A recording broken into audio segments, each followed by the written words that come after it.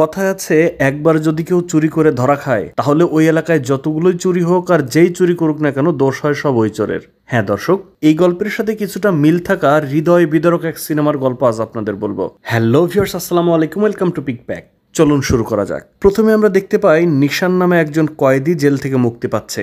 বের হওয়ার সময় জেলের দারোয়ান তাকে বলে, শোন, একবার যেহেতু দাগ লাগছে মুছবে না সহজে, গ্যাঞ্জাম দেখলে উল্টা দিকে দৌড় দিয়ে পালাবি, আর আমার সাথে সাথে বল আল্লাহ দুনিয়ায় সব সুন্দর, বৃক্ষ সুন্দর, পাতা সুন্দর, গাছ সুন্দর, নদী সুন্দর, আল্লাহর দুনিয়ায় সবই চমৎকার।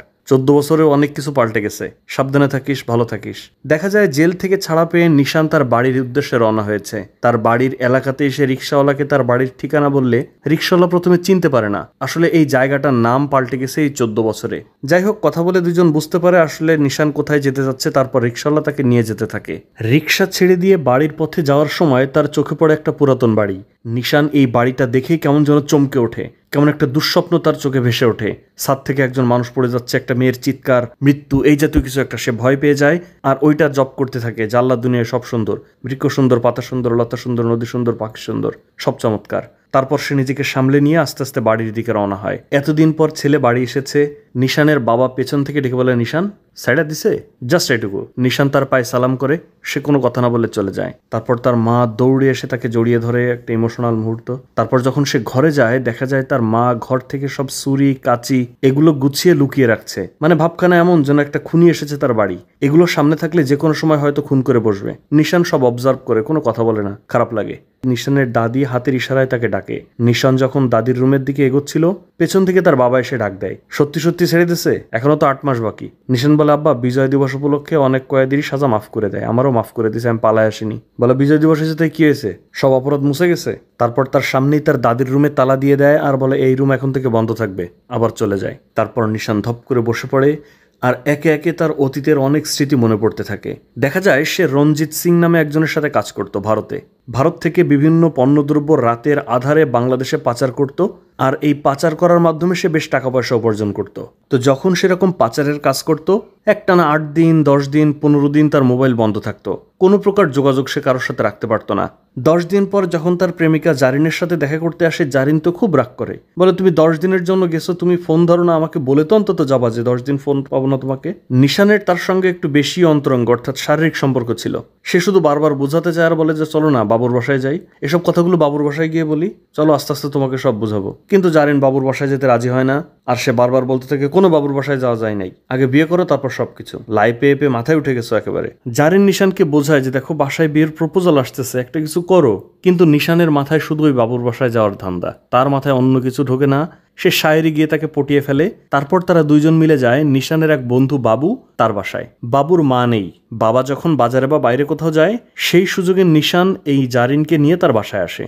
তাদেরকে ঘরের মধ্যে রেখে বাবু 1 ঘন্টা পর আসতেছে বলে বাইরে যায়, আর দরজা লাগিয়ে নিশান আর জারিন অন্তরঙ্গ সময় কেবল কাটাতে যাবে, অমনি দরজায় নক।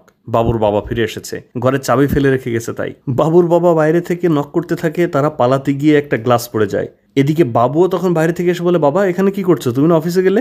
বাবুর বাবা বলে, শোন, ভেতরে আমি শব্দ শুনছি, মনে হয় চোর ঢুকছে, এক্ষুনি দরজা ভাঙতে হবে, পুলিশ ডাকতে হবে, চল। বাবু বলে, দাঁড়াও দাঁড়াও দাঁড়াও, আমি দেখতেছি, তুমি ওই পাশ দিয়ে যাও, আমি এই পাশ দিয়ে ঢুকে দেখতেছি কি আছে না আছে। তার বাবাকে এক পাশে পাঠিয়ে দিয়ে বাবু পেছন পাশের দরজা খুলে দিয়ে নিশান আর জারিনকে বের করে দেয়। তারপর বলে, কই কিছু না, বিড়াল ঢুকছিল, চলো। এ যাত্রায় তারা বেঁচে যায়। এভাবেই মান অভিমানে চলছিল তাদের দিন। জারিন খুব ভালো নৃত্য করত, নিশান তাকে লুকিয়ে লুকিয়ে দেখত। এরকমই তাদের এলাকার একটা অনুষ্ঠানে যখন জারিন নৃত্য করে, তাদের এলাকায় গোল্ড মেডেল পাওয়া এক সেরা ছাত্র সোহাগ তার জারিনকে দেখে খুব ভালো লেগে যায়। সে জারিনের বাসায় বিয়ের প্রস্তাব পাঠায়। এদিকে নিশান আবারও ভারতে গিয়েছে। অ্যাজ ইউজুয়াল জারিন তাকে বাসায় পায় না। অপেক্ষা করতে করতে বেশ কিছুদিন পার হয়ে যাওয়ার পর হঠাৎ জারিন একদিন চলেই আসে নিশানের বাসায়। আর ঠিক তার আগের দিনই নিশান আসলে বাসায় এসেছে ভারত থেকে। তার বাবা তাকে বলে যে কিছু একটা কর, জীবনের লক্ষ্য ঠিক কর, এইভাবে জীবনটাকে শেষ করিস না, একটা চাকরি বাকরি কর, ইন্টারমিডিয়েট পাশ করে বসে আছিস, ডিগ্রি পরীক্ষাটাও দিলি না। নিশান বলে, সব চাকরি বাকরি আমার দিয়ে হবে না, আমি ব্যবসা করব, অল্প দিনে বড় লোক হবো, ওসব আমার জ্ঞান দিতে এসো না। তার বাবা তাকে বকঝকা করে আর তার দাদি তাকে সাপোর্ট করে। নিশান তার দাদিকে এবং তার দাদি নিশানকে খুব ভালোবাসত। জারিন তার বাসায় এসে নিশানকে ঘরে নিয়ে যায় আর গিয়ে বলে, নিশান তুমি কই ছিলা, বাসায় বিয়ের প্রপোজাল আসতেছে, এবার কিন্তু আমি আটকাতে পারবো না। সৈয়দপুরের সেরা ছেলে বাসায় প্রস্তাব নিয়ে এসেছে, আব্বা আম্মা অনেক খুশি, সবাই কিন্তু অনেক রাজি, প্লিজ তুমি প্রস্তাব নিয়ে আসো। 15 তারিখে তুমি আমার বাসায় আসো, আমি সবকিছু ম্যানেজ করে রাখবো, সবকিছু ঠিক থাকবে, জাস্ট তুমি ফিজিক্যালি আমার বাসায় আসো 15 তারিখে, বাকিটা আমি দেখতেছি। নিশান অতটা সিরিয়াস ছিল না, ও বলে সৈয়দপুরের সেরা পাত্রটাকে বিয়ে করবা, করে ফেলো। জারিন তার গলা টিপে ধরে বলে প্লিজ এর কি করো না, তুমি 15 তারিখে আসবা কিন্তু, এই কথার জন্য কোনো নড়চড় না হয়। এই বলে জারিন বের হয়ে যায়। 15 তারিখ সকালবেলায় জেরিন খুঁজতে আসে নিশানকে, কোথাও না পেয়ে, ফোনে না পেয়ে তার বন্ধু বাবুর কাছে সংবাদ নিতে আসে। বাবুও বলে ও তো ইন্ডিয়ায় গেছে, আমার সাথে তো কথা হয়নি। বলে কবে আসবে, কবে আসবে তা তো কোনো ঠিক ঠিকানা নাই। জেরিন তো খুব কান্না করতে থাকে। তারপর সে চলে যায় নিশানের বাবার অফিসে। সেখানে গিয়ে বলে যে আঙ্কেল, নিশানের সাথে কথা হয়েছে, কবে আসবে কিছু জানেন? নিশানের বাবা তাকে বলে দেখো মা, তোমাকে আমি ভালো করে চিনি, একটা ভালো পরিবারের মেয়ে। নিশানের আসলে জীবনের কোনো লক্ষ্য নাই, ও যে লাইনে কাজ করতেছে এর কোনো গ্যারান্টি নাই, কোনো ভরসা নাই, ও আসলে জীবন নিয়ে সিরিয়াস না। তার থেকে তুমি বরং ভালো একটা ছেলে দেখে বিয়ে শাদী করে নাও, ওর জন্য অপেক্ষা করে নিজের জীবনটা নষ্ট করো না। ওই পারে নিশানকে দেখা যায় সে রঞ্জিত সিং এর সঙ্গে যে কাজ করে তাকে বলছে দাদা আমার একটু ইনকাম বেশি করা লাগবে, আমার একটু অন্য লাইনে যাওয়া লাগবে। রঞ্জিত তাকে বলে শোন, এই পথে একবার পা বাড়ালে কিন্তু আর ব্যাক করতে পারবি না, ফেন্সি ডিল, ধরা পড়লে 14 বছর। নিশান বলে দাদা আমার টাকা লাগবে, ধরা পড়লেও সমস্যা নাই। রঞ্জিত তখন রবি নামে একজনকে ডেকে নিশানের সাথে পরিচয় করিয়ে দেয় আর বলে যে শোন, ও মাল নিয়ে যাবে, এখন তো বর্ডার একটু গরম আছে, সপ্তাহ 2 পরে বাংলাদেশে নিয়ে যাবে মাল। ব্যাস, যেই কথা সেই কাজ। রাতের বেলায় বর্ডার গার্ডের চোখ ফাঁকি দিয়ে তারা এই পাশ থেকে ওই পাশে মাল চোরাচালান করে। কপাল খারাপ ছিল, সেদিন বর্ডার গার্ডের চোখে তারা পড়ে যায়। তাদেরকে এলোপাতাড়িভাবে প্রচন্ড পরিমাণ গুলি বর্ষণ করতে থাকে। নিশান কোনো রকমে বেঁচে গেলেও রবির গায়ে গুলি লাগে। নিশান সেদিন নিজের জীবনের ঝুঁকি নিয়ে রবির লাশ কাঁধে করে নিয়ে তারপর সেখান থেকে পালায়। আহত অবস্থায় রবিকে সে হাসপাতালে ভর্তি করে, তার চিকিৎসা চলে। আড়াল থেকে নিশান দেখে যায় যে পুলিশ তাকে ঘিরে রেখেছে, অর্থাৎ তার জীবন বেঁচেছে কিন্তু সে জেলখানায় আটকা পড়বে। তারপর আহত অবস্থায় নিশান ফিরে আসে আর বাবুকে কল করে। বাবুকে ডেকে বাইরে আনার পর বাবু তো তাকে অনেক বকাঝকা করে যে তুই জীবনের রিস্ক নিয়ে এগুলো কেন করতে গেলি, তুইও তো মরে যাইতে পারতি। নিশান তখন বলতে থাকে আরে শোন বাপ, আমার জীবনও ব্যবসা করতে টাকা দেবো না, ওইসব চাকরি বাকরি আমার দিয়ে হবে না, ইনকাম করতে হবে না, জেরিনের বাপের সামনে অন্তত বেশ কিছু টাকা পয়সার মালিক হয়ে না গেলে ওর বাপ তো আমার মেনেই নেবে না। বাবু তখন বলে জেরিনের তো বিয়ে হয়ে গেছে। নিশান তো পুরো অবাক হয়ে যায়, কি? তারপর বাবু বলে তোর না 15 তারিখে যাওয়ার কথা ছিল, তুই তো ফোনও ধরস না, কোনো যোগাযোগ করিস না, তোর জন্য মেয়েটা কতদিন ধরে অপেক্ষা করলো, 15 তারিখের পরে অপেক্ষা করছে, তারপরেও তো তুই ফিরে আসিসনি, কি আর করার, বিয়ে হয়ে গেছে। নিশান্ত ওই অবস্থায় ছুটতে ছুটতে জেরিনের বাসায় চলে যায়। তখন তার নতুন স্বামী সোহাগও এখানে ছিল। তার স্বামীর সামনেই তাকে ডেকে গালাগাল করতে থাকে আর বলে যে তুই কেন করলি, আমারে কেন ফাঁকি দিলি, আমারে কেন ধোকা দিলি। বাবু তার পিছু করেছিল, তাকে জোর করে সেখান থেকে টেনে বের করে নিয়ে যায়। নিশান পাগলের মতো বকতেই থাকে। তারপর জেরিন কিছু না বলে ঘরের মধ্যে চলে যায়। জেরিন ঘরের মধ্যে গিয়ে মন খারাপ করে দাঁড়িয়ে থাকে। তখন সোহাগ আস্তে আস্তে তার পাশে গিয়ে বলে এর কথাই বলেছিলে, তুমি তো বলেছিলে সিরিয়াস না, কিন্তু ওকে দেখে তো মনে হলো অনেক সিরিয়াস। জেরিন তার উপর উল্টা রেগে যায় যে আমি তোমাকে মিথ্যা কথা বলছি, কখন কোথায় কি করছি, কবে ডেট করছি, কি করছি না করছি, আমি যে ভার্জিন না সেটাও তোমাকে বলছি, তুমি এখন এসে আমাকে জিজ্ঞাসাবাদ করছো। সোহাগ বলে না না, আমি এমনিতে জিজ্ঞেস করছি, তুমি যে বলেছিলে তাই মনে হলো খুব সিরিয়াস। সোহাগ তাকে বলে দেখো এর একটা শেষ নামানো দরকার, আমার মনে হচ্ছে তোমাদের ভালো সম্পর্কের মাঝখানে আমি একটা ঝামেলা হিসেবে চলে আসছি। ঠিক তখনই নিশান জেরিনকে ফোন দিচ্ছিল। তারপরের দৃশ্যে দেখা যায় বাবুর বাসায় নিশান সোহাগ আর জেরিনকে ডেকেছে তাদের সম্পর্কের একটা ফাইনাল করার জন্য। সোহাগ তার সঙ্গে এসে পরিচিত হতে এলে নিশান কোনো কথা বলে না, এক নজরে জেরিনের দিকে তাকিয়ে থাকে। জেরিন তখন এগিয়ে এসে বলে শোনো আমি কথা বলছি ওর সাথে, দেখো নিশান আমার হাজব্যান্ড সোহাগ, আমি তাকে তোমার আমার কথা সবকিছু বলছি, এখন ও মনে করতেছে তোমার আমার মাঝে ও এসে একটা ঝামেলা হয়েছে, কিন্তু আমাকে বলছি এগুলো কিচ্ছু না। নিশান সোহাগের দিকে হাত বাড়িয়ে বলে কনগ্রেচুলেশন, আমি জেরিনের সঙ্গে একটু 5 মিনিট আলাদা কথা বলি। জেরিন বলে না, কি বলবো সামনেই বলো, আলাদা করে কোনো কথা বলার কিছু নাই। সোহাগ চুপ করে তাকিয়েই থাকে। নিশান বলে 4 মিনিট, আচ্ছা 3 মিনিট, এভাবে তার কাছে সময় চেয়ে নেয়। তারপর সোহাগ বাবুকে নিয়ে বলে আচ্ছা চলেন আমরা একটু নিচে যাই। জেরিন আর নিশানকে ওইখানে একা ছেড়ে দিলে নিশান তার উপরে পাগলের মতো আচরণ করতে থাকে।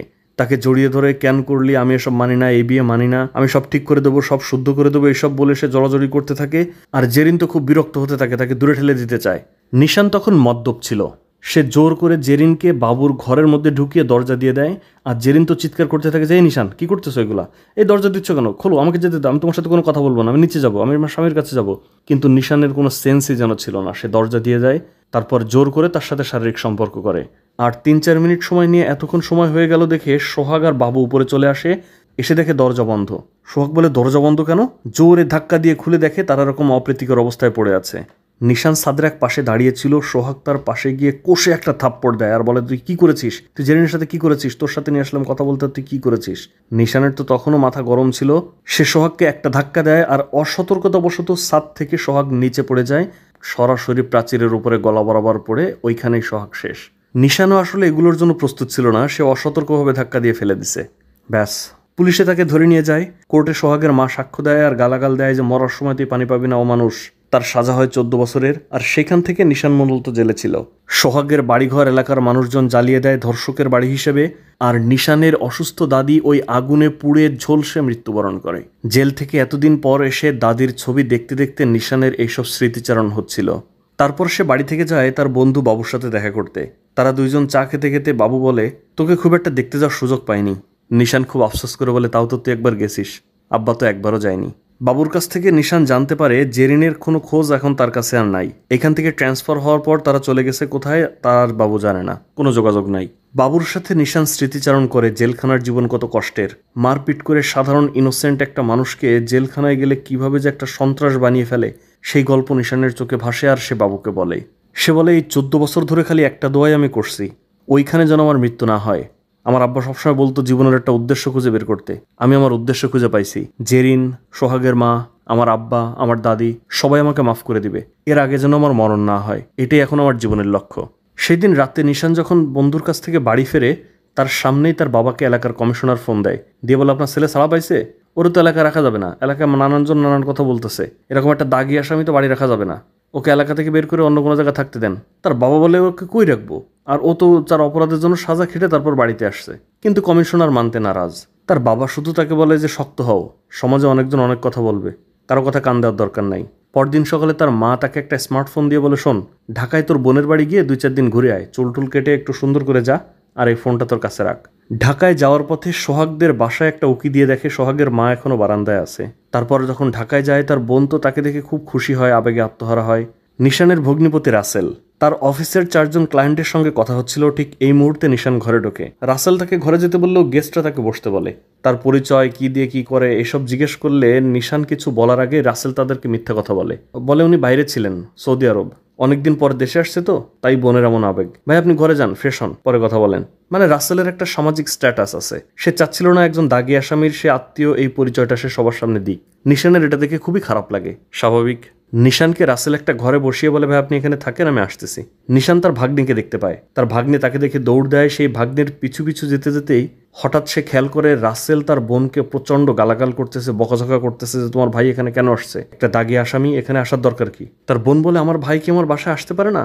রাসেল বলে, শোন, এসব সিলি ম্যাটার নিয়ে সংসার নষ্ট করিস না, যদি তোর ভাইয়ের সাথে সম্পর্ক থাকে তোর সংসার থাকবে না। এই সব কথা নিশান বাহির থেকে শোনে। তারপর সে তার বোনের সুখের কথা চিন্তা করে তার বোনের বাসা থেকেও বের হয়ে আসে, কারণ সমাজের চোখে সে যে দাগি আসামি। সে রাস্তা দিয়ে হাঁটতে থাকে আর সেই কথাটা জপ করতে থাকে, এই দুনিয়ার সব সুন্দর, আকাশ সুন্দর, বাতাস সুন্দর, মাটি সুন্দর, পানি সুন্দর। মানে এইটা আসলে সে যখন অনেক বেশি ডিপ্রেসড হয়ে যায় লাইফের উপরে, তখন এগুলো পড়ে নিজেকে বুঝ দেওয়ার চেষ্টা করে যে না, দুনিয়াটা আসলে অনেক সুন্দর, ওর্থ টু লিভ। রাস্তার ধারে বসে কান্না করছিল, ওই সময় তার বাবা তাকে ফোন দেয়, দিয়ে একটা রেস্টুরেন্টে ডাকে। রেস্টুরেন্টে 2টা মেয়ে বসেছিল। নিশানের বাবা বলে, শোন, ওর নাম লিখন, ওর আগে একটা বিয়ে হয়েছিল, ছেলে অর্থ সম্পদ নিয়ে ভেগে গেছে, ওদের বাড়ি রাজশাহী তোদের ব্যবসা আছে, তোরও জীবনটা ভাঙাচোরা অবস্থা, যদি তোদের মধ্যে কথা বলে সব ঠিকঠাক মনে হয় তাহলে তুই লিখনকে বিয়ে করে রাজশাহীতে গিয়ে পার্মানেন্টলি থাকবি, তো তোরা একটু কথা বল, আমরা বাইরে যাচ্ছি। এই বলে নিশানের বাবা আর তার ওই যে কলিগ 2জন বাইরে যায়। দেখা যায় এই যে লিখন, এ হচ্ছে বোবা, ওর সব কথা ট্রান্সলেট করে ওর বান্ধবী, ও হাতের ইশারায় বলে, ওর বান্ধবী সব বোঝে, সেটা বলে ট্রান্সলেট করে আর কি। নিশান বসতে তখন বাবু তাকে ফোন দেয়, সে বাবুকে বলে, আচ্ছা বাবু আমি আসতেছি, ওয়েট। তো যাওয়ার আগে মেয়েকে বলে, আচ্ছা দেখেন, আপনার মামা আপনাকে সবকিছু বলছে, কিন্তু একটা ব্যাপার হয়তো বলেনি, আমি মার্ডার কেসের দাগি আসামি, 14 বছর জেল খাটছি, ফাঁসি দেয়নি, আমি হচ্ছে পচা শামুক, এই পচা শামুকে পা কাটেন না, ভালো থাকেন। বাবু নিশানকে নিয়ে আসে একটা সুপার শপে, সেইখানে নিশানের একটা চাকরি জোগাড় করে দেয়। এই দোকানে আবার লিখন একদিন কেনাকাটা করতে এসে নিশানকে দেখতে পায়। একদিন নিশানের জন্য সে রাতে বাইরে দাঁড়িয়ে থাকে, যখন নিশান ডিউটি শেষ করে বের হয়, সে তো আর কথা বলতে পারতো না, তো মোবাইলে স্লাইড করে লিখে আনে, আমরা কি এখানে কথা বলবো নাকি অন্য কোথাও যাব, 5 মিনিট। লিখন স্লাইডে দেখাতে থাকে, আপনার সব গল্প শুনেছি আমি মামার কাছে, আপনাকে আমার ভাল লাগছে, আপনার সততা ভাল লাগছে, কিন্তু আপনি এত কুত্তামারা হ্যান্ডসাম, আমার ভয় হচ্ছে আমার মতো বোবা কালী মেয়েকে আপনি কেন পছন্দ করবেন। আমার আগেও একটা বিয়ে হয়েছিল, ছেলেটা টাকা পয়সা মেরে আমার কাজিনকে নিয়ে বিদেশে ভাগছে, এখন এই একটাই আশা, আমরা 2জনই ডানা ভাঙা 2টা কাউয়া, গেবন যুদ্ধে পরাজিত। সহসায় যদি মার্ডার করার কোনো প্ল্যান না থাকে, আগামী কদিন আপনার বিকেলগুলো আমাকে দেবেন। কি অস্থির প্রপোজাল, তাই না? আমি পচা শামুকে ভয় পাই না। নিশান বলে, আচ্ছা আমি আপনাকে কালকে জানাবো। সেই দিন নিশানের সাথে দেখা করতে আসে রঞ্জিত দাদার 2 শাগরেদ, তারাও নিশানের সাথে জেলে ছিল। এই 2জন এসে নিশানকে যখন রঞ্জিত সিং এর সাথে কথা বলতে বলে, নিশান রঞ্জিত সিংকে সরাসরি জানিয়ে দেয় যে দাদা, আমি আর এই লাইনে কাজ করব না, আমি এই লাইন থেকে দূরে থাকতে চাই। এরপর লিখন প্রায় ওই সুপার শপে আসতো, বায়না করতো তাকে রাতের বেলায় বাসায় এগিয়ে দেবে কিনা, মানে একসঙ্গে একটু সময় কাটানো আর কি। সেদিন রাতে বাসায় ফিরলে নিশানের বোন তাকে কল দিয়ে বলে, ভাইয়া তুই কালকে আয়, আমি রাসেলকে সব বলে রাখছি, সব ঠিক হয়ে যাবে, ও তাকে মেনে নেবে। পরদিন সকালে যখন অফিসে যাচ্ছিল তখন রঞ্জিত দাদা আবারও ফোন দেয়।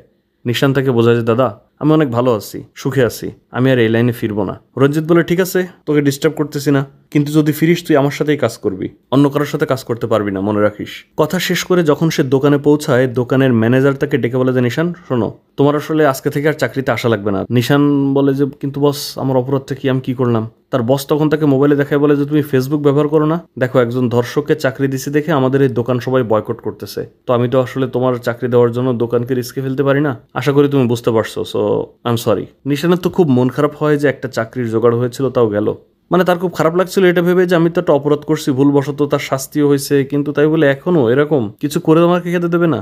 অনলাইনে দেখে সোহাগের মা বলছে এইরকম একটা খুনিরে ছেড়ে দিল, ওর তো ফাঁসি হওয়া উচিত, খুনি এরকম ঘুরে বেড়াচ্ছে আর আমার ছেলে কবরে আছে, আহারে। নিশান এই অবস্থায় যখন দোকান থেকে বের হচ্ছিল ওই সময় লিখন আবার তার সাথে দেখা করতে আসে। সে লিখনকে তাড়িয়ে সেখান থেকে বের করে দেয়, তারপর সোজা সে চলে আসে সোহাগের বাসায়। সে এসেছিল সোহাগের মায়ের কাছে মাপ চাইতে, কিন্তু সোহাগের মা তাকে দেখা মাত্রই লাঠি নিয়ে এসে তাকে মারধর করতে থাকে, আর এলাকার লোকজন তখন চলে আসে, তখন নিশানকে ধরে সেখান থেকে নিয়ে যায়। নিশান রাস্তায় আবার সেই কথা জপ করতে থাকে, আল্লাহ দুনিয়া সব সুন্দর, আর কাঁদতে থাকে। তারপর মন খারাপ করে যখন তার বোনের সাথে দেখা করতে যায়, দরজায় নক করতেই তার বোনের দেবর দরজা খোলে। তারপর দেখা যায় তার বোন এসেছে, তার চোখে মুখে মারের দাগ, মানে রাসেলকে সে বোঝাতে চেয়েছে হয়তো রাসেল তার সঙ্গে মারামারি করছে বা তাকে মারছে। এইটা দেখে নিশানের তো মাথা যায় গরম হয়ে যায়, এই তুই ওর গায়ে হাত দিছিস, তুই জানিস ওকে আমরা একটা ফুলের টোকা কোনোদিন দেইনি, তুই আমার বোনকে মারছিস আমার জন্য। সেখান থেকেও নিশান কাঁদতে কাঁদতে বের হয়ে আসে আর বলে, আল্লাহ দুনিয়া সব সুন্দর, বৃক্ষ সুন্দর, পাতা সুন্দর। বাড়ি এসে দেখে তার বাড়ির সামনে পেছনের লোকজন ভরে গেছে, তার বিরুদ্ধে স্লোগান হচ্ছে, নিশানের ফাঁসি চাই, সোহাগের রক্ত বৃথা যেতে দেবো না। এরপর নিশান যখন সেই বাড়ির মধ্যে প্রবেশ করে তার আশেপাশে কেউ কথা বলে না, যেই সে সামনে আবার চলা শুরু করে আবার পেছনে স্লোগান দিতে থাকে। গিয়ে দেখে উঠানে কমিশনার, তার বাবা সহ এলাকার গণ্যমান্য ব্যক্তিবর্গ সব এসে বসে আছে, পুলিশ, এলাকাবাসী সবাই বসে আছে। সে নাকি সোহাগের মাকে মারতে গেছিল, সোহাগের মাকে মারধর করছে, এইসব কারণে তার নামে বিচার বসছে। নিশান বলে, আমি তো মাপ চাইতে গেছিলাম। কমিশনার বলে, মাপ চাইতে গেলে মাফ করে দেবে তাই না? পুলিশ তাকে দেখায় যে, এই যে অনলাইনে দেখো কত ভিডিও হয়েছে তোমার নিয়ে, সবাই সেখানে দেখো তোমার নামে ক্লেম দিচ্ছে যে তুমি নাকি সোহাগের মাকে হুমকি দিছো, মারধর করছো। নিশান আর নিতে পারতেছিল না, সে বলে, আমি এলাকা ছেড়ে চলে যাব যত দ্রুত সম্ভব। সবাই চলে গেলে নিশান তার বাবার পায়ে ধরে মাপ চায় আর বলে, আব্বা আমি জানি আপনি আমাকে অনেক ঘৃণা করেন, আমার দিকে তাকালেই মনে হয় আমার কারণে আপনার আম্মা মারা গেছে, আমাকে মাফ করে দিয়েন আব্বা, আমি চলে যাবো এখান থেকে। নিশানের বাবা বলে, তুই কি সত্যি সত্যি ওখানে ক্ষমা চাইতে গেছিলি? বলে, হ। বলে, ক্ষমা চাইতে অনেক সাহস লাগে, অনেক ক্ষমতাশালীর পতন হয়েছে, ক্ষমা চাইনি বইলা। কার কথা বলছে বুঝতে পারছেন? বলে, তুই রাজশাহী চলে যা, লিখনকে বিয়ে কর, জীবনের একটা মানে খুঁজে পাবি, একটা উদ্দেশ্য বের কর, চলে যা। নিশানও চিন্তা করে এটাই তার জন্য ঠিক হবে, রাজশাহী গিয়ে তার নতুন জীবন গড়তে হবে, এই সমাজ তাকে কখনোই মেনে নেবে না, তার এই কলঙ্কের দাগ কখনো মুছে যাবে না। পরদিন সকালে ব্যাগ গুছিয়ে নিশান রাজশাহীর উদ্দেশ্যে রওনা হয়। বাসা থেকে বের হতে দেখে তার বাসার বাইরে 2 জন পুলিশ কনস্টেবল দায়িত্বে ছিল, তাকে চৌকি দিচ্ছিল। রাজশাহী পদ্মার পাড়ে লিখনের সঙ্গে দেখা করার জন্য লিখনকে ফোন দেয়। তারপর লিখন আসলে নিশান বলে, বাবা বলছে আপনাকে বিয়ে করতে, শান্তিতে থাকতে। লিখন বলে, বাবা বলছে এজন্য এসেছেন? ঠিক এই মুহূর্তেই নিশান খেয়াল করে দূরে একটা লাল গাড়ি এসে দাঁড়িয়েছে, সেই গাড়ি থেকে নেমেছে জেরিন। 2টা বাচ্চাকে গাড়িতে উঠিয়ে জেরিন সেই গাড়িতে করে চলে গেছে। দ্যাট মিন্স জেরিন এই রাজশাহীর কোথাও আছে।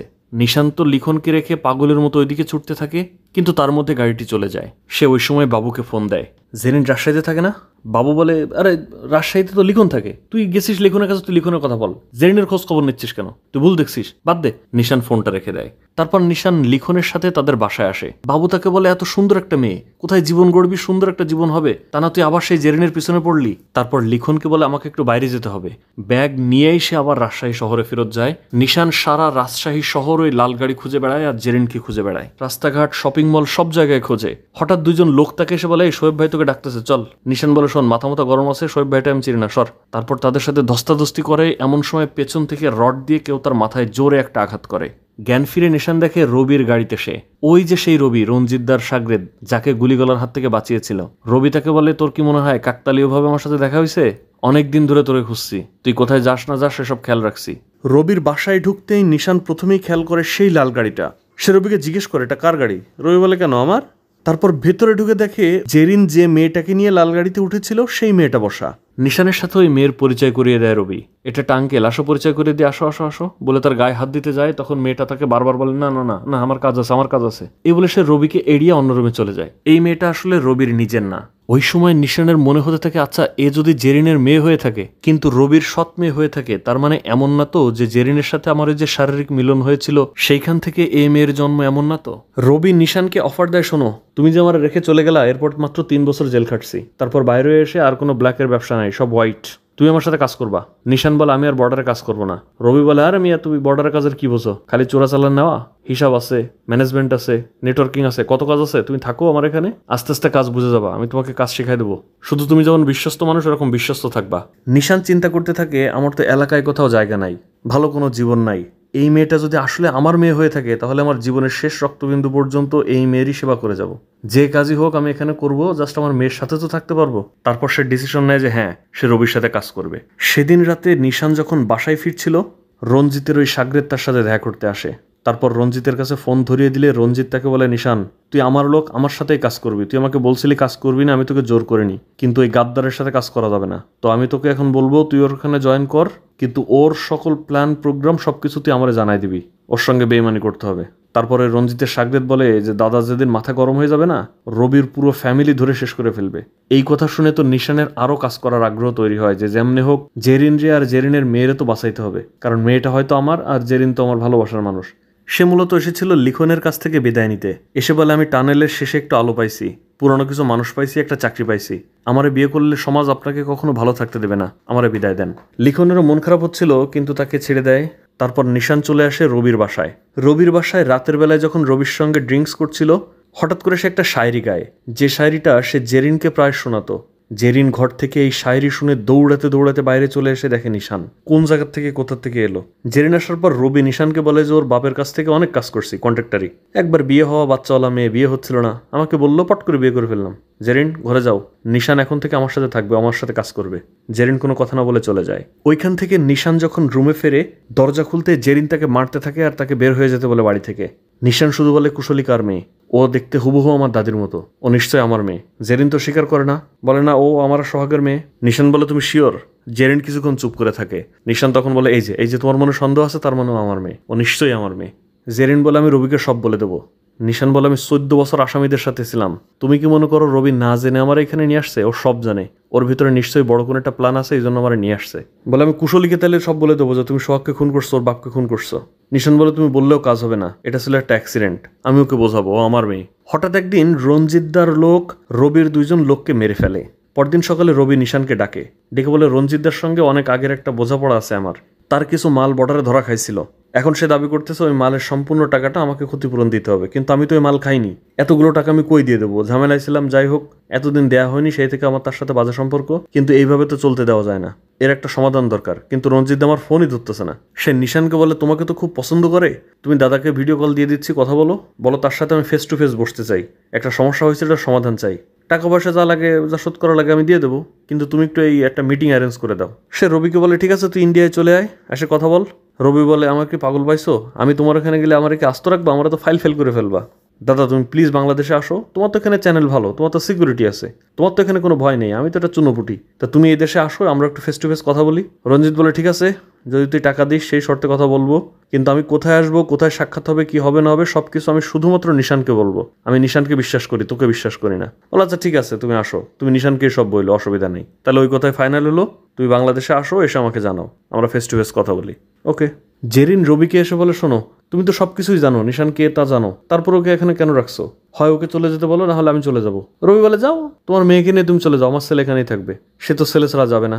যাই হোক রবি যে একটা বিপদে আছে, রঞ্জিত যে কোনো সময় ঝামেলা করতে পারে, আর এই ঝামেলায় যে নিশানের মেয়েও পড়তে পারে এটা নিশান বুঝতে পারে, তাই নিশান তাদের আশেপাশে থাকার প্ল্যান করে। সে কুশলীকে সাইকেল চালানো শেখায়। তারপর যখন রবি এসে তার গায়ে হাত দেয়, তাকে সাইকেল চালানো শেখাতে যায়, তখন কুশলী খুব আনইজি ফিল করে, আর এটা নিশান বুঝতে পারে যে সে ব্যাড টাচ করতেছে। তো নিশান ওইখানে রবিকে শাসায়, মারতে যায়, মানে পানিতে থেকে কুমিরের সঙ্গে লড়াই। রবি মাথা কুল করে তার সাগরেদরা যখন নিশানের দিকে গুলি তাক করে বন্দুক নামাতে বলে, সে জাস্ট হেসে চলে যায়। কুশলীর নিশান সম্পর্কে একটা ভালো আইডিয়া হয়, সাইকেল চালানো শেখায়, ব্যাড টাচ থেকে সেভ করে। তারপর সে রবিকে বলে আমার এখন কোচিং আছে, আমাকে কোচিংয়ে ও নিয়ে যাবে। তো রবি নিশানকে বলে ঠিক আছে যাও, কোচিংয়ে নিয়ে যাও।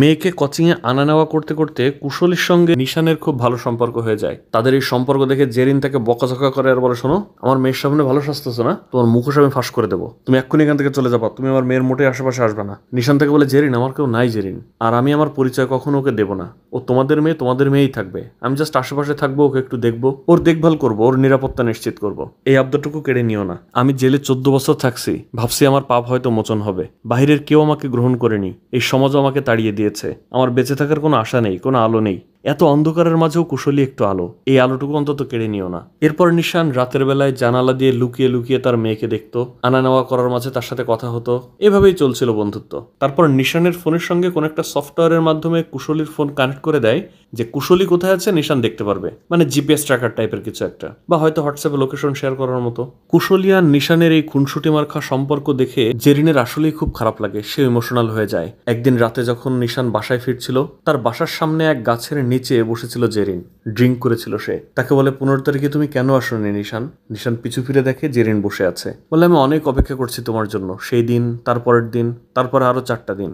নিশান তার ব্যাখ্যা বলে আমি আসলে চাইছিলাম অনেক বড় একটা দান মাইরা অনেক টাকা পয়সা নিয়ে তারপর তোমার বাবার সামনে এসে দাঁড়াবো। জেরিন বলে আমি তো তোমাকে বলছিলাম কোনো টাকা পয়সা লাগবে না, তুমি আসো, আমি সবকিছু ম্যানেজ করে রাখছিলাম, শুধু তুমি আসোনি নিশান, তুমি আমাকে আমার মতো করে ভালোবাসলে না কেন? পরদিন রঞ্জিতদার সঙ্গে রবির মিট করার কথা। নিশান আর রবি যায় একটা গাড়িতে করে, আর ওদিকে বাংলাদেশে চলে আসে রঞ্জিত দাদা তার সাগরেদ বাহিনী নিয়ে। এদিকে দেখা যায় কুশলীর দাদি চলে এসেছে তাদের বাসায়। রবি নিশান কেউ তো বাড়ি নেই। তখন জেরিনকে তার শাশুড়ি অর্থাৎ সোহাগের মা প্রচন্ড গালাগাল করতে থাকে, বলে পুরনো প্রেম উতলে উঠছে, আমার ছেলেটারে খুন করছে, ওই খুনি আসামি এখন তোমার বাসায়, এসব উল্টোপাল্টা বলতে থাকে। তখন কুশলী বিষয়টা বুঝতে পারে যে কি হয়েছে। জেরিন তো তার শাশুড়িকে চুপ করতে বলে, শান্ত থাকতে বলে, কিন্তু কোনো কথাই শোনে না, সে একটানা তার মতো করে গালাগাল করতেই থাকে। কুশলী নিশানের সম্পর্কে এই কথা শুনে সে হজম করতে পারে না, সে বাসা থেকে বের হয়ে যায়। ওদিকে রঞ্জিত দা আর রবির গাড়ি একটা ব্রিজের উপর মিলিত হয়। রঞ্জিত গাড়ি থেকে বের হতেই অনেক দূর থেকে একজন স্নাইপার রঞ্জিতের ডান হাতকে মেরে দেয়। রঞ্জিত তখন এলোপাতাড়ি ভাবে কোনো রকমে গুলি খেয়ে ব্রিজের উপর দিয়ে লাফ দিয়ে পানিতে পড়ে। এই অংশটা আসলে নিশানের জানা ছিল না যে রবি এরকম পরিকল্পনা করেছে, কারণ সে তো রঞ্জিতের হয়ে কাজ করছিল, কিন্তু এ তো সে জানতো না। রবিও আসলে বুঝতে পেরেছিল যে নিশান হয়তো রঞ্জিতের হয়ে কাজ করছে, তাই সব প্ল্যান সে নিশানকে বলেও নাই। নিশান পড়ে যায় মাঝখানে এক কেসকি কলে। আর রঞ্জিত যে কোথায় আসতে চাইবে এই লোকেশন তো খালি নিশান জানতো, নিশান তো রবিকে বলেনি। তাই রবি এই রঞ্জিতের যে ডান হাত তাকে টাকার বিনিময়ে কিনে নিয়েছিল এবং কোন জায়গায় তারা আসবে এটা জানিয়ে দিয়েছিল, তাই সেই মতো স্নাইপার রেডি করে রাখছিল রবি। কিন্তু রবি আসলে সেই কথাও রাখেনি, রঞ্জিতের ডান হাতকে সে আগে মারছে, তারপর রঞ্জিতকে। যাই হোক, রঞ্জিত কোন রকম গুলি খেয়ে পালিয়ে এক তীরে ওঠে। ইতিমধ্যে নিশানও তো সব বুঝে ফেলেছে যে তাকে শিকার হিসেবে ব্যবহার করা হয়েছে, সে এখন ফাঁদে আটকা পড়ে গেছে। রবি আবার ওই এলাকার ডিআইজি সাহেবকে ফোন করে বলে যে স্যার, তো লেটা বেঁধে গেছে, নিশান তো রঞ্জিত সিংকে গুলি করে আমার টাকা পয়সা নিয়ে ভেঙে গেছে, শীঘ্রই আমাকে বাঁচান। সুযোগ বুঝে নিশানও পানিতে ঝাঁপ দেয়। নিশান পানি থেকে উঠে ফোন চেক করতে দেখে কুশলী তার আশেপাশে এক জায়গায় দেখাচ্ছে, মানে যে জিপিএস ট্র্যাকার অন করা ছিল। সে একটা সাইকেল পায়, ওইটা নিয়েই কুশলীর ওই লোকেশনে যাওয়ার চেষ্টা করে। আর সে পৌঁছাতে না পৌঁছাতেই দেখে একটা বাইকে করে একটা ছেলে এসে কুশলীকে নিয়ে গেল। রবি তো মনে করে রঞ্জিতকে গুলি করছে, রঞ্জিত মনে হয় মরে গেছে। বাসায় আসতেই আন্ডারওয়ার্ল্ড থেকে তার ফোন আসে যে আন্ডারওয়ার্ল্ড একটা সিস্টেম অনুযায়ী চলে, তুই রঞ্জিতকে এভাবে ডেকে নিয়ে গুলি করছিস, সেটা ঠিক করিস নাই। রবি তো ভারী টেনশনে পড়ে যায় যে হায় হায়, রঞ্জিত সিং তার মানে বেঁচে গেছে আর এই খবর পৌঁছায় দিছে। এদিকে ডিআইজি সাহেবকেও রঞ্জিত সিং জানায় যে এই অবস্থা। ডিআইজিও তখন রবিকে ফোন করে বলে যে তুই এরকম উল্টোপাল্টা কেন করলি, তুই এটা ঠিক করিস নাই। কুশলী আর ওই ছেলেটা বাইকে কিছু দূর যাওয়ার পরেই তাদের বাইকে হঠাৎ একটা মাইক্রো গাড়ি আক্রমণ করে। কুশলীকে তুলে নিয়ে চলে যায় রঞ্জিতের লোক। রঞ্জিত সিং যাওয়ার সময় কুশলীর ফোনটা রাস্তায় ফেলে দেয়, সো নিশান তাকে আর ট্র্যাক করতে পারে না। তারপর রবিকে ফোন করে বলে তোর মেয়ে আমার সাথে আছে, একে একে দেখবি এবার মানুষ কিভাবে মারতে হয়, তোর পুরো পরিবার আমি শেষ করে দেবো। ডিআইজি রবিকে ফোন করে বলে 6 মিনিট সময় দিলাম, এর মধ্যে যদি তুই বের হতে পারিস তাহলে বের হ, না পারলে তুই মরবি। তখনই জেরিন তার বাচ্চাকে নিয়ে বাসায় চলে আসে, বাইরে ছিল। রবি বলে আমার ছেলেকে নিয়ে আমি এক্ষুনি চলে যাবো, তুই যদি আমার সাথে যাইতে চাস তাহলে আয়, না চাইলে এখানে থাক, তুই মর। জেরিন বলে কুশলীকে ছাড়া কিভাবে যাবো, কুশলী তো এখনো বাইরে, কুশলী তো রবির মেয়ে না, সে তো তার জন্য তার নিজের জীবন রিস্ক নেবে না। সে জেরিনকে আর বলে না যে কুশলীকে ধরে নিয়ে গেছে, সে জাস্ট তার ছেলেকে নিয়ে চলে যায়, একটা হেলিকপ্টার হেলিকপ্টার আসে, ওইটাতে করে সে পালাবে। ততক্ষণে নিশান তো বাসায় চলে আসে, রবিকে মারতে মারতে একেবারে আলু ভর্তা করে ফেলে, একদম মৃত্যু পর্যায়ে চলে যায়। তখন নিশানকে বলে, শোন, আমার বাচ্চার জন্য আমারে মাফ করে দে, আমার প্লিজ মাফ করে দে, আমার বাচ্চার মুখের দিকে তাকা, ওরে আমার বাঁচাইতে দে। নিশানের তখন একটা ব্যাপারই বারবার মনে পড়ে, সে যে অপরাধ করেছে তাকে কেউ ক্ষমা করেনি, আবার বাচ্চার দরদও একটা ফ্যাক্ট। সে দুইটা ব্যাপার চিন্তা করে বলে, আমারে কেউ কোনোদিন ক্ষমা করেনি, যা তোর আমি ক্ষমা করে দিলাম, তোর বাচ্চার জন্য ক্ষমা করে দিলাম। এরপর সে তার নিজের বাচ্চাকে বাঁচানোর প্ল্যান করে। এরপর হেলিকপ্টার আসে, রবি তার ছেলেকে নিয়ে হেলিকপ্টার করে পালিয়ে যায়। এদিকে রঞ্জিত সিং নিশানকে ফোন দিয়ে বলে যে আমি রবির কাছে যে টাকা পাইতাম, আমার টাকা আমার ফেরত দিতে হবে, তাহলে তোর মেয়ে তোকে ফেরত দেবো। নিশান অবশ্য জানতো যে এই টাকা দিলে মেয়েকে ফেরত দিলেও নিশান হয়তো ফেরত আসবে না। তারপরও সে নিজের জীবনের ঝুঁকি নিয়ে রঞ্জিতের দেওয়ার ঠিকানায় যাওয়ার প্ল্যান করে। নিশান, জেরিন এবং কুশলীর দাদি তিনজন প্রথমে একটা রেল স্টেশনে যায়। ওইখানে একজন লোক এসে তাকে একটা ফোন দিয়ে যায়। তারপর রঞ্জিত সিং তাকে ফোন দিয়ে বলে, নিশান, রেল লাইনের পাশে একটা গ্রাম আছে, মাটিকাটা গ্রাম, ওইখানে মজুমদারের বাসায় চলে আয়, টাকা নিয়ে চলে আয়, টাকা দিবি তো কুশলীকে যেতে দেবো, আর তোর সাথে হিসাবটা আমার পরে হবে, তুই আমার সাথে বেইমানি করছিস। নিশান বলে, দাদা আমি বেইমানি করিনি, রবি তলে তলে প্ল্যান করছে, আমি কিচ্ছু বুঝতে পারিনি, আমাকে জানায়নি, আমারে ফাঁসাইতে চাইছেও। নিশ্চিত মৃত্যু যেন যখন নিশান কুশলীকে বাঁচানোর জন্য যাচ্ছিল, তখন জেরিনের কাছ থেকে বিদায় নেওয়ার সময় বলে, জেরিন, ওকে খুব সাবধানে মানুষ করবো, ওকে কখনো বলবা না যে আমি ওর। এই পর্যন্ত বলা মাত্রই নিশানের হাত ধরে জেরিন বলে, ও তোমার মেয়ে না। তুমি যখন আমার বারবার বলতেছিলে, আমারও তখন মনের মধ্যে সন্দেহ ঢুকে গেছিল, তখন আমি ওর চুল নিয়ে ডিএনএ টেস্ট করাইছি, ওর ডিএনএ এর সঙ্গে তোমার ডিএনএ এর কোনো ম্যাচিং নেই, হুবহু ওর দাদি ওর বাবার সাথে মিল, ও তোমার মেয়ে না নিশান, ও সোহাগের মেয়ে, বলে কাঁদতে থাকে। কুশলী যে নিশানের মেয়ে না এই সংবাদটা সে সহ্য করতে পারে না, চিৎকার করে কান্না করে। তারপরও সিদ্ধান্ত নেয়, থাক, আমার জীবন তো মিনিংলেস, আমার জন্য যদি ও বেঁচে থাকে, বেঁচে যায়, সেটাই হয়তো আমার জীবনের একমাত্র পারপাস, সেটাই হয়তো আমার জীবনের সার্থকতা হবে। নিশান তখন তার বাবাকে ফোন দিয়ে মাপ চায়। তার বাবা বলে, নিশান, তোরে বলতে গিয়েও আমি বলতে পারি না রে, আমি তোরে মাফ করে দিছি রে আব্বা, তোকে আমি একটুও ঘৃণা করি না, তোর দাদিও মরার আগে তোকে মাফ করে দিয়ে গেছে, মরার আগ পর্যন্ত সে শুধু তোর নামই বলছে, তোর নামই জব করছে, তোর সাথে দেখা করতে চাইছে। তারপর নিশান মন স্থির করে ওই টাকাগুলো নিয়ে চলতে থাকে। নিশান টাকা নিয়ে রঞ্জিতের আস্তানায় আসার পর কুশলী তাকে এসে জিজ্ঞেস করে, তুমি আমার বাবাকে মেরেছো, কথাটা সত্যি? নিশান বলে, হ্যাঁ, আমার কারণে মারা গেছে। বলে, তারপর আবার ওরা বলছিল যে তোর বাবা আসতেছে, কেন, ওরা এরকম কেন বললো, তুমি আমার বাবা নাকি? রঞ্জিত তখন কুশলীকে পেছন থেকে টেনে এনে বলে, শোন নিশান, তোর আসল সাজা কি জানিস? তোর মেয়ে এখন নিজের চোখে তার বাবাকে মরতে দেখবে।